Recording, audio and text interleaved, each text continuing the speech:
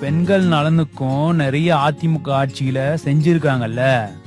பெண்கள் வேலைக்கு போக அம்மா ஸ்கூட்டி திட்டம், மானிய விலையில ஸ்கூட்டி திட்டம் அம்மா கொண்டு வந்தாங்க. அதை எடப்பாடியார் முதலமைச்சரா வந்ததுக்கு அப்புறம் தொடர்ந்து கொடுத்தாரு. அந்த திட்டத்தை தான் இவனுங்க ஊத்தி மூடிட்டானுங்களே. கேட்டா பெண்கள் நலன் காக்கும் அரசு, மக்கள் நலன் காக்கும் அரசு, மாணவர்கள் அரசுன்னு உருட்டுன்னு உருட்டுறானுங்க. இன்னும் 10 மாசம் தான் இருக்கு இந்த விடியா அரசு தீய சக்தி திமுகவை மக்களாகிய நாம அடிச்சு விரட்ட. இப்பதான் புரியுது 2011 இருந்து 2021 வரை மக்கள் வாழ்க்கையில நிறைய மாற்றங்கள் வந்திருக்குன்னு. அதுதான், நாங்கள் செய்ததை மட்டும் பேசுற ஆட்சி வெற்று வாக்குறுதி அல்ல, சத்தியத்தை மட்டும் பேசும் அதிமுக.